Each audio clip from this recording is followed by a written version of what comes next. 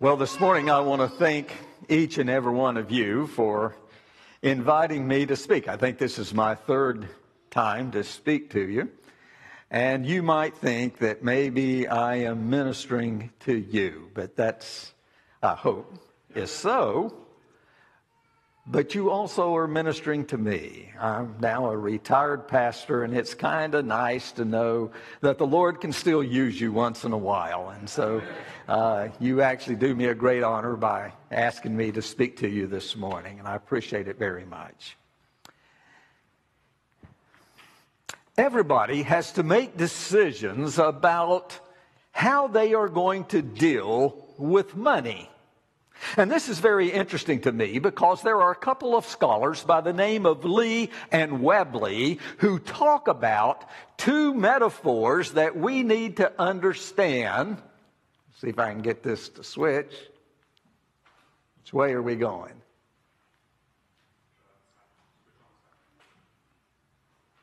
Is it on? Here we go. All right.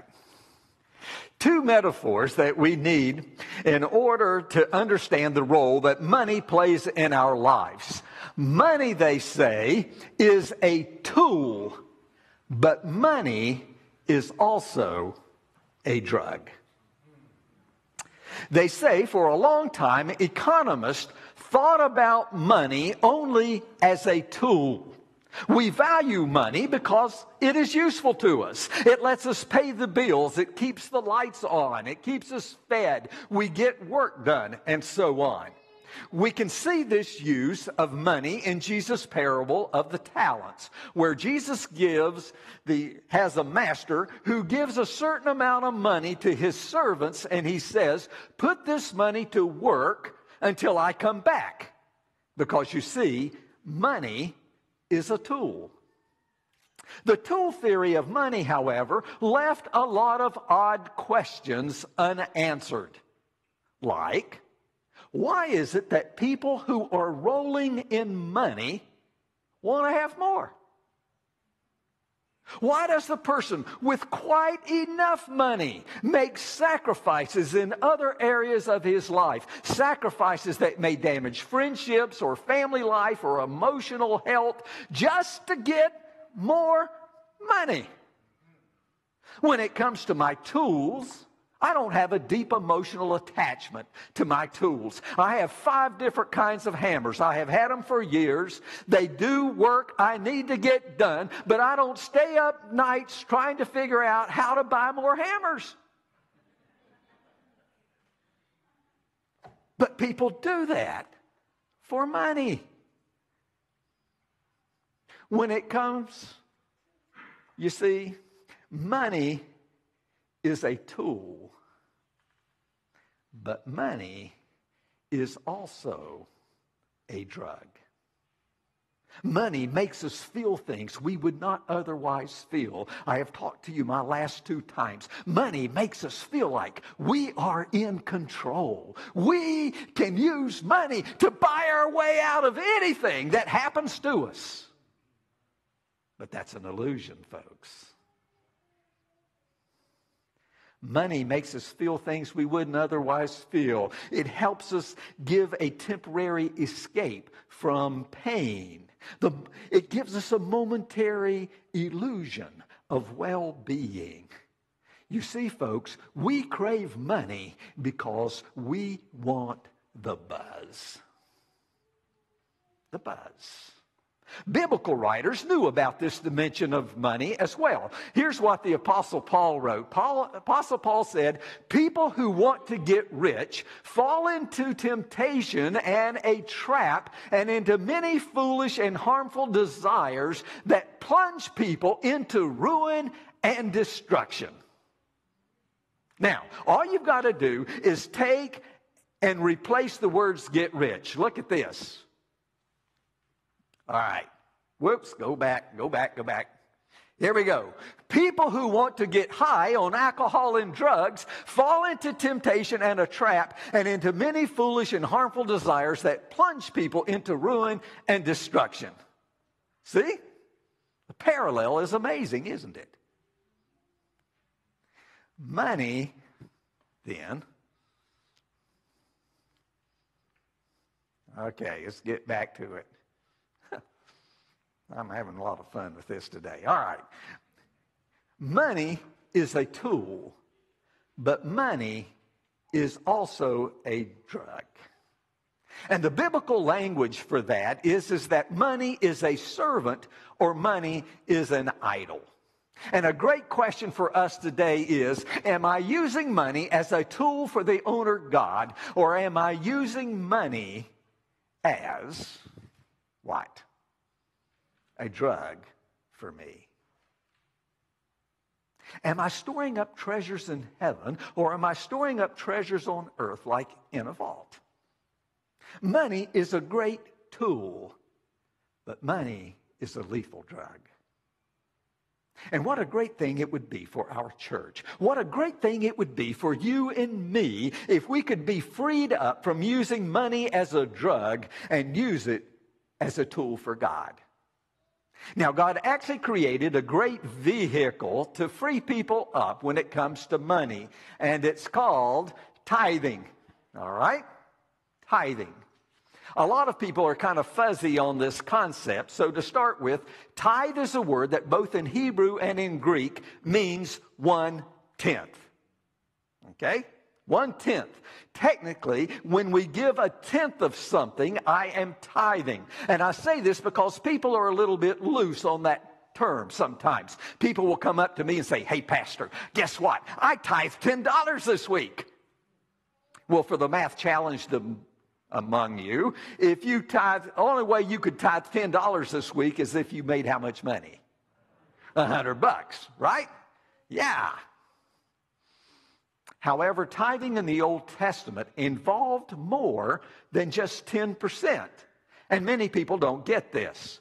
Tithing itself for Israel was only one part of a very rich, fascinating, concrete, practical way of life designed to produce not mechanical obedience, but a community, a church of great generosity. And so in the few moments that we have left, I'm going to give us kind of a crash course on God's way of generosity.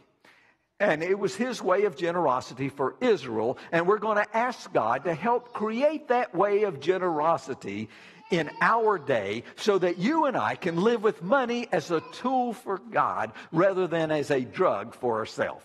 So here we go. Here's the framework. Number one, tithing generosity.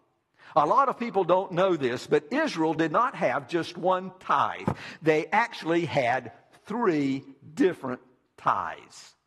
What came to be called the first tithe is described in the Old Testament book of Numbers. And here's what God says.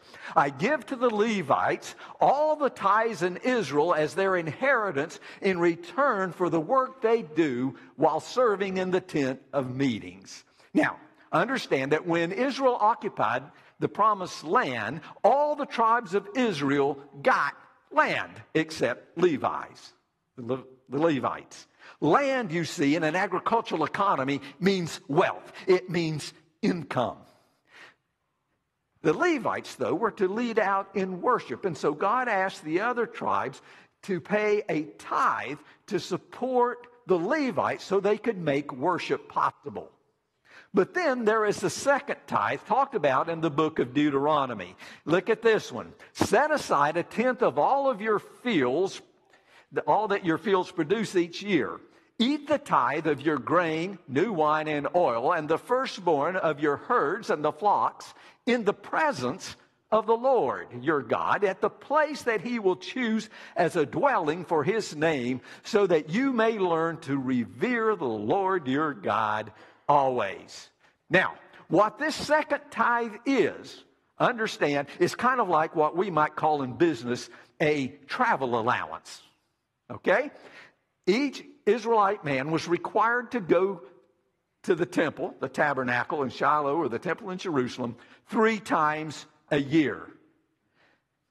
That costs some money. Sometimes those festivals, those feasts lasted for a number of days. You had to travel to get there.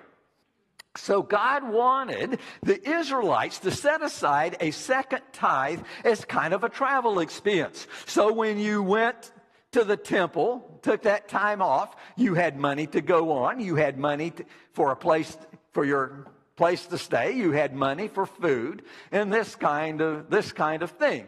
And so it was an allowance that they set aside. Now sometimes they couldn't always, if they lived a ways from the temple, they couldn't always bring produce or animals with them.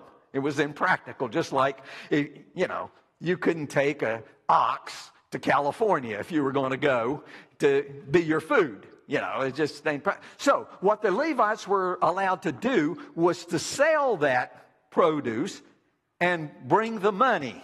Now this is an amazing text. Look at this. Use the silver to buy whatever you like, cattle, sheep, wine, or other fermented drink, or anything you wish. Then you and your household shall eat there in the presence of the Lord your God and rejoice. Now there's a text I never heard preached on growing up in the Adventist church. It kind of offends our Puritan sensibilities, teetotaling sensibilities, right? Here's a command from God to buy wine and fermented drink and have a party. What do we do with that? Number one, God is not condoning alcohol consumption as a way of life. This is 3 times a year. He also gives you an out. For those of you that are vegetarian, teetotaling, vegans, he says, or anything you wish. Okay? So you don't have to do that. Okay. Now, in spite of the fact that this might cause some cognitive dissonance to our Puritan upbringing, don't forget God's major point here. He said that for a reason. What is the reason? Well, first of all, if you were to say, well, Pastor, does this text mean that I can go to the ABC store, buy me a 5th of Jack Daniels, and if I do that, I'm tithing? Short answer, no. What God is wanting you to do, however, is He is wanting you to connect giving and generosity with celebration and joy. Okay? He says, do this. Eat it in the presence of the Lord your God and what? Rejoice. He wants you to rejoice. You see, when you went to the temple 3 times a year, God did not want you to stay at Motel 6 and eat at Taco Bell.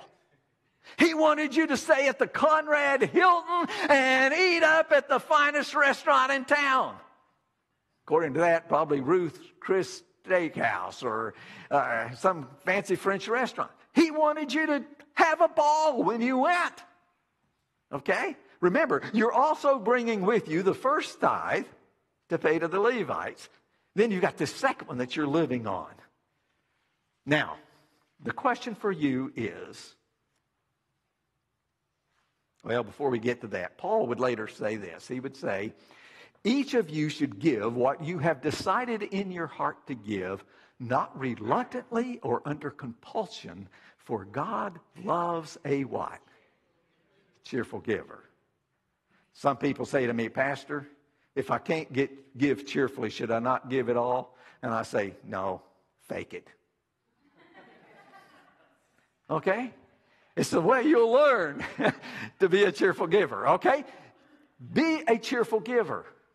And I'll tell you how I apply this text in my own life. I'm not recommending necessarily that you do this, but do something similar, all right? I love to eat. I eat carefully all week long, 6 days. On Sabbath, I eat for joy. For joy. Not making this up. Sabbath morning, I get up and I get one of my wife's hot, fresh-baked biscuits and I cut it open and I slather it with butter and mayonnaise and I take me a Morningstar Farms breakfast patty and I stick it in there and I eat that. That is my Sabbath morning treat. It's the only time of the week I ever eat those for Sabbath. And then to bring the Sabbath to a close, my wife and I will make a big pan of cheese nachos. And we eat them and enjoy them. Only time of the week I eat those.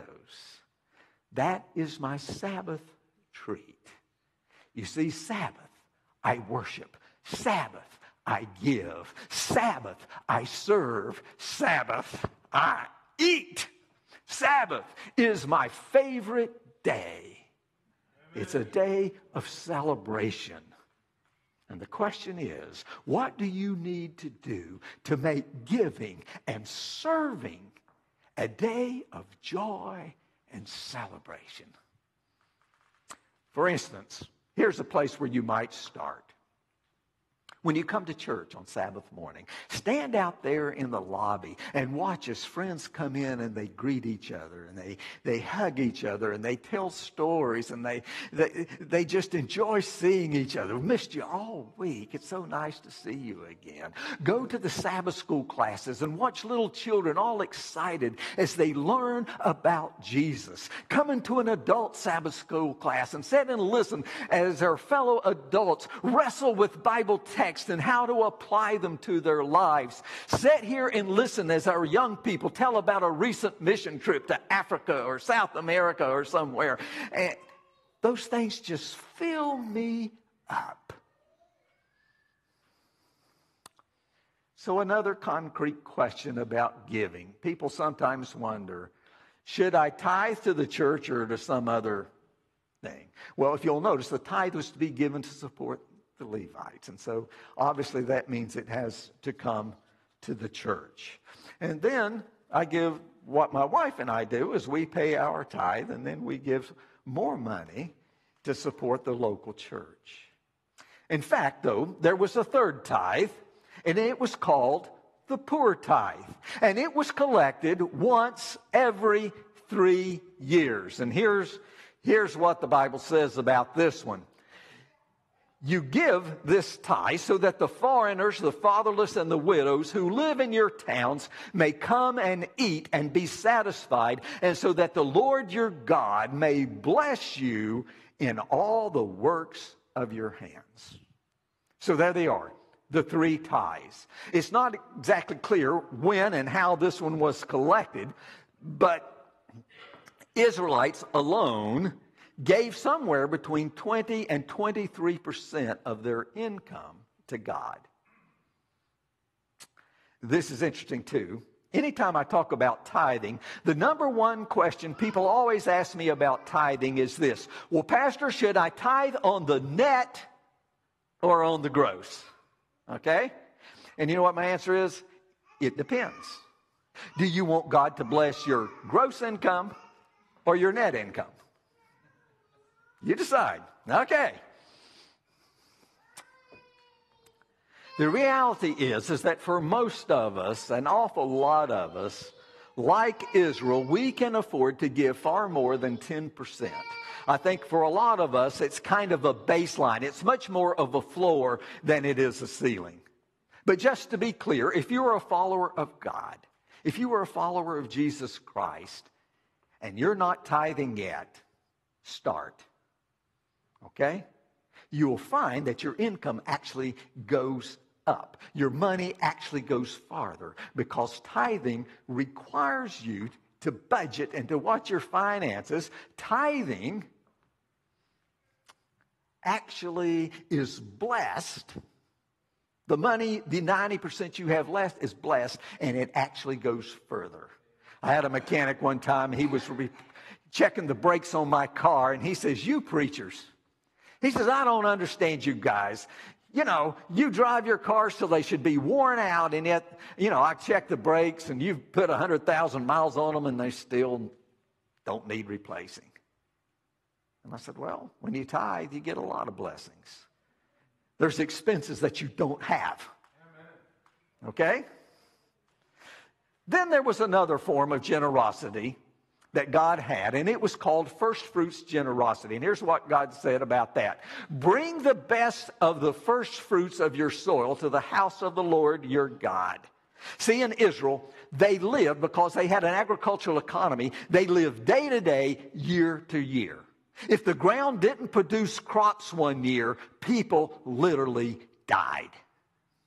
And so when you planted your crops and those crops began to come up, you realized there was going to be another whole crop to follow. And it meant that you were going to live. You were going to live. And people would see that and they would be filled with gratitude. God has blessed me. I get to live another year. It meant a whole crop was following. It meant life. And so in Israel, farmers would put a reed around the best, the healthiest plants. And they say, I'm going to give this to God. I am going to give it to Him. It's the first fruit. Okay? The idea of first fruits brought so much joy that people would actually bring them to the temple. Now, remember, you came 3 times a year. You brought your first tithe to help the Levites. You've got your second tithe that you're using for your travel expenses. You've got your third tithe you're bringing to help the poor and the widows and the orphans. And now you have this first fruits tithe. And they would actually, a lot of times, take their first fruit and they would put it, if you were rich, you would put it in a basket of gold or silver. If you were poor, like me, you put it in a basket of wicker. And they would have so much that sometimes, the dad would have a basket, mom would have a basket, the kids would all have a basket. They would meet outside of the gates of Jerusalem. They would get an oxen. They would put a crown of olive leaves on the oxen's head. They would get someone to play the flute. And then they would have a parade.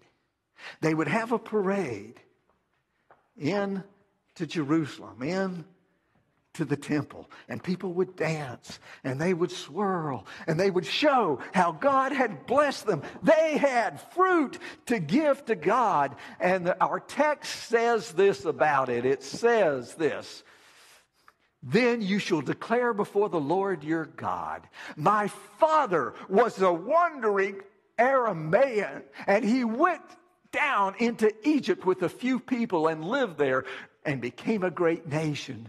And now I bring the first fruits of the soil that you, Lord, have given me. Okay? And they would place this basket before the Lord your God, and they would bow down before Him, and the Levites and the foreigners residing among you shall rejoice. There's that word again. In all the good things the Lord has given to you and your household. I've got something good to bring to the Lord.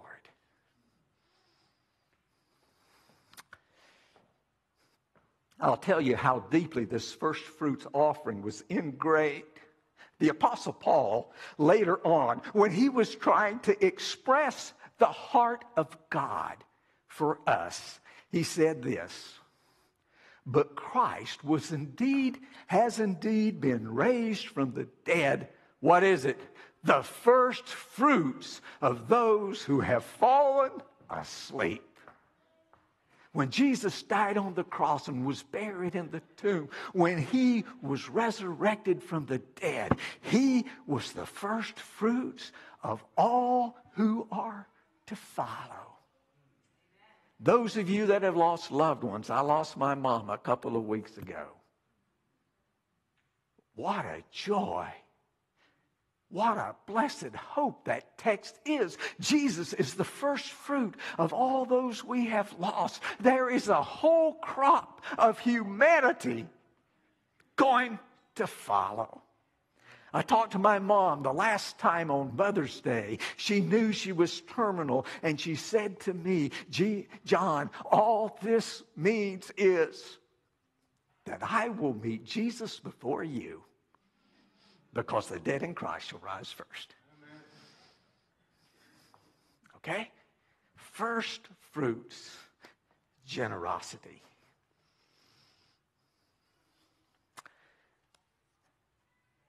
When we give with joy and with celebration, what we do is we turn money from a drug into a tool. The opposite way of handling money might be called last fruits generosity. If I celebrate last fruits generosity, what that means is that I will get my check and then I'll pay all of my bills and live on it for the month. And if at the end of the month I've got anything left, I'll give it to the church. How much do I usually have at the end of the month? Not very much. Not very much. Okay? Here's what it looks like. I don't know if any of you know what this is. It's called a checkbook. Anybody remember checkbooks? All right. First check we write every month is a check for our tithes and offerings. All right? Every time I see that check, I stop and I say, Lord, thank you that you have blessed me, that I have this to return to you. Okay? God, thank you that you can be first in my financial life. Third, there's what's known as harvest generosity. Now, in an agricultural economy, harvest time is like payday. Okay? So God fills it with reminders to be generous. God said this. He said, when you reap the harvest of your land, do not reap to the very edges of the field or gather the gleanings of your harvest. Leave them for the poor and the foreigner. All right? The idea here is all along the borders of your field, you left some crops so that people walking down the road would be able to find something to eat if they needed. If you had a tree that grew over the road or but next to the road, you didn't harvest the crops on that. You just left it for the poor. And we see this basically done in the New Testament. You might have seen the story that one day Jesus and his disciples are walking through a field of grain and they begin to pick some of the heads of wheat to eat. Now, in this particular story, the disciples get in trouble with the religious leaders for doing this on Sabbath. You see, to pick the grain was harvesting, and to get it out of the husk was, threshing. So they were breaking the Sabbath, according to the Pharisees. But what do the disciples not get in trouble for? Well, suppose you have a watermelon patch, and I drive my Honda Pilot up there one day, open up the back and start loading it full of watermelons, and then drive away. What have I done? I've stolen, hadn't I? Yeah, I've been stealing your watermelons. Okay, the disciples don't get in trouble for stealing. Why? They're eating the grain that has been left for the poor, which, by the way, tells you something about the economic condition of Jesus and his disciples. This is very moving to me. I just read about this week. There was a normal prayer for food that the rabbis taught, and here it is. Bless to us, Lord our God, this year to our benefit with all kinds of produce.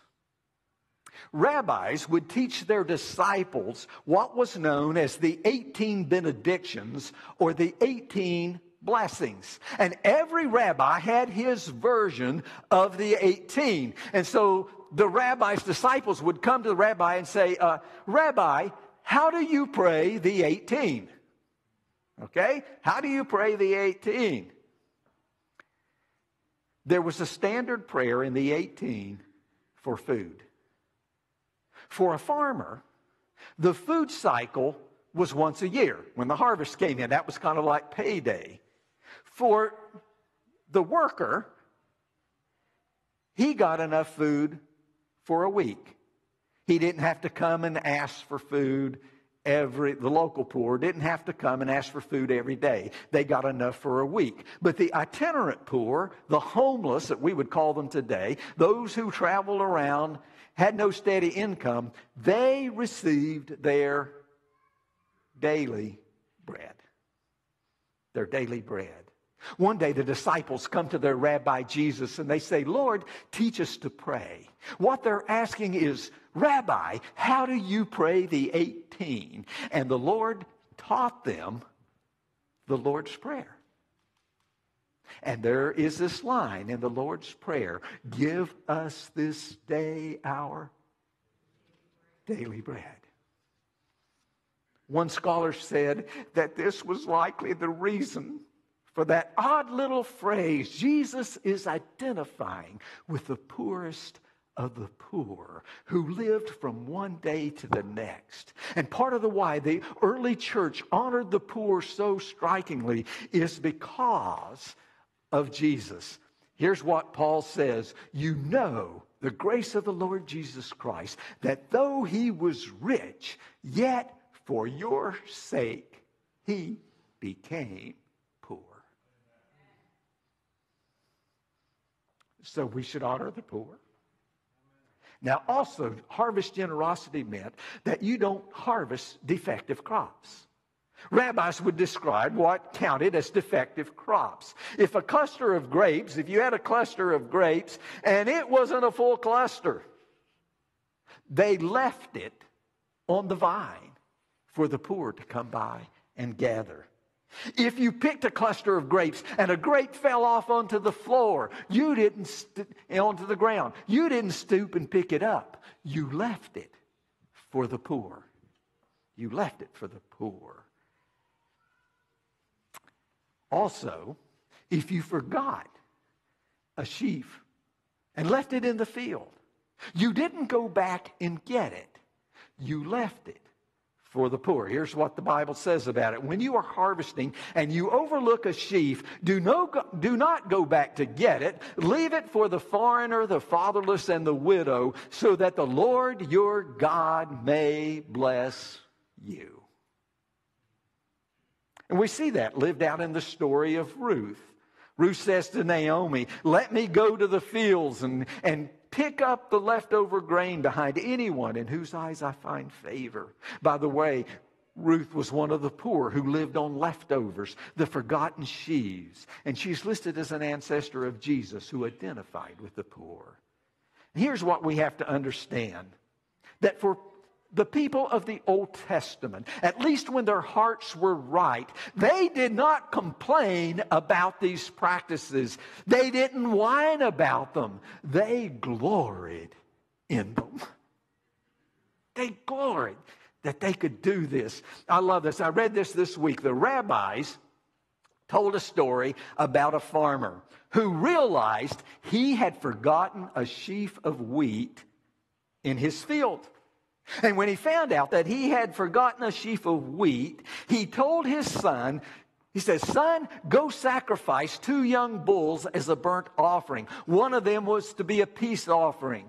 It would have been enough. 1 bull would have been enough to feed the entire village. In our day, that would be like a farmer selling 2 of his tractors to throw a party. Okay? And his son says, Dad, I don't understand. Why are you so happy that you have left a sheaf in the field? And the father says, son, this is the only commandment in all of Torah that you can't deliberately fulfill because you cannot forget something on purpose. What a wonderful thing, the dad says. I can obey God even by accident. By accident. God can turn a bad memory into a spiritual gift. The idea here is that if you make money a tool for God and not a drug for yourself, not only will you give systematically, but sometimes you will give spontaneously. Sometimes you will even give to God by accident. Years ago, I was in a restaurant. There was a waitress that waited on me, and she wasn't real familiar with the system yet. And she gave me very lousy service. It took a long time. My food didn't come, and when it finally came, it was wrong, and I had to send it back. And I thought, boy, did I choose the wrong place to eat today? You know what? I'm just not going to leave the lady a tip. And then she comes to me and she says, you know, sir, I'm sorry. I know I've given you lousy service today. She says, it's my first day at work. You see, last week my husband left me and our baby boy. And I had to get this job to make ends meet, and this is my first day. And when I went to drop my son off at a friend's house, he was sick and he was crying, and I've been worried about him. And I don't know what I'm doing here yet, and I'm just sorry that I took it out on you. And then she left, and the manager came over, and he says, I don't know what I'm going to do with this waitress, but anyway, sir, this is not the way we usually run our restaurant. I tell you what, your food is free today. Don't worry about it. I hope you'll come back and see us again sometime. And then I saw the manager call the waitress over, and he was kind of shaking his finger in her face, and he was giving her the what for. And she went over and she started bussing some tables on the other side of the dining room and wiping away tears. And I thought, you know, there's a lady who needs a break. I would have spent $25 on the meal. I think I'll just leave it as a tip. So I left her $25 as a tip. I hope it helped. You see, every once in a while, when you forget a sheaf, leave it. Every once in a while, just leave somebody who needs it a big tip. Every once in a while, when somebody is standing on the corner, homeless, please help. Give them something. Every once in a while, when you get a check, a thing in the mail from Wounded Warriors, send them a check. Every once in a while, when some money comes your way that you weren't expecting, just pass it along to somebody else. It's called harvest generosity. Then there was offering generosity. There are long passages in the Old Testament about offerings and sacrifices. The Levitical writers summed it all up in a long passage by saying, these then are the regulations for the burnt offering, the grain offering, the sin offering, the guilt offering, the ordination offering, and the fellowship offering. If you've ever read those passages, you will find that they're long and incredibly detailed and elaborate and complex. Not at all simple like our income tax code. Okay? A little tax humor for you there. All right. In a culture where food was money, a voluntary peace offering, for instance, might feed an entire village. So much joy was attached to that part of giving that they had something called the wave offering. Guess what people did with the wave offering? You know what they did? They waved it. Closest thing we have to that in our church, we had this morning, right? The children's offering, right? Children come around with the little baskets and we take out our money and we what? Hey, God has been good to me. This is not really mine. This is something I want to give to His cause. All right? We need that so much.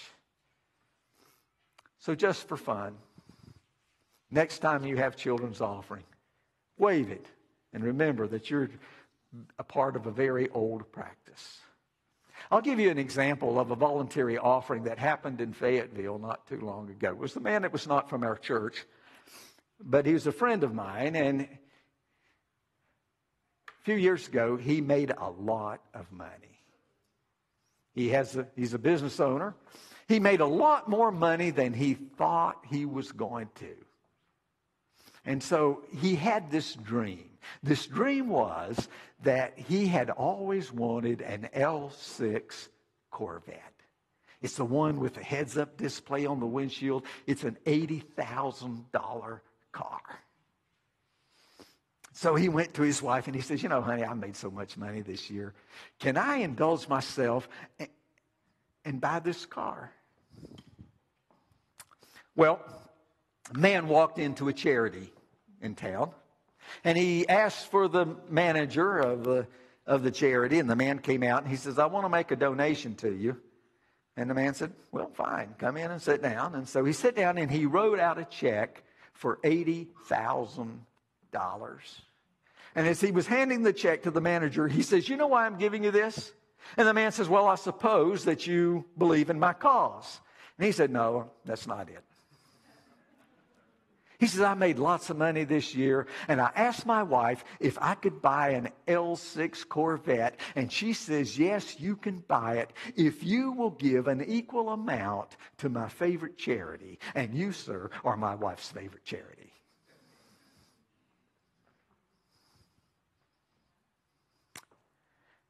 What if we as a church put a self-imposed luxury tax on our extravagant purchases? We could still buy luxury items. We would just have to give the same amount to a worthy cause. Sometimes we might decide we could do with less. Sometimes we might decide to go ahead with the purchase, but we could take an equal amount and do something good for other people in our world. A voluntary offering. Finally, there was Sabbath generosity. We don't think about it this way because we don't live in an agricultural economy anymore. But Sabbath generosity was a big part of Israel's life. They took the whole day off, a day they could have their business open, they could be farming, they could be doing something else to rest and to trust in God. And then every seventh year was to be a Sabbath year, and they would rest the land. They would let it lie fallow, and any crops that just sort of volunteer came up on their own, they would give the produce to the poor. They would free all the slaves. Not just that, and this is unprecedented in the ancient world, when they freed the slaves, they gave them enough money so they wouldn't have to sell themselves back into slavery. Slavery in that day was basically caused by economic hardships. So they gave them enough to give them a start again. And then after every 7 sevens, 49 years, every 50th year, there was to be a year of Jubilee, and all the slaves were freed, all the debts were forgiven, all the land went back to the original family owners, which means that I would inherit most of western North Carolina back. My 10th great-grandfather owned all of Swannanoa Black Mountain. Billy Graham would have to move out and give me his house back. Okay? In fact, when Jesus began his ministry, he said that he had come to proclaim the acceptable year of the Lord, the year of Jubilee, the year of generosity. Jesus says that now in my coming, the Jubilee year, the best gift that has ever been given by the biggest giver in the universe is God. And God has given us all that we have, but especially he has given us Jesus, the best he has, to die for our sin and to redeem us. How could I ever do anything with my resources but surrender them to Jesus? Jesus would love it. And it would be a really good thing for our church to help me and to help you get money out of the drug category and into the tool category. God, may it be so.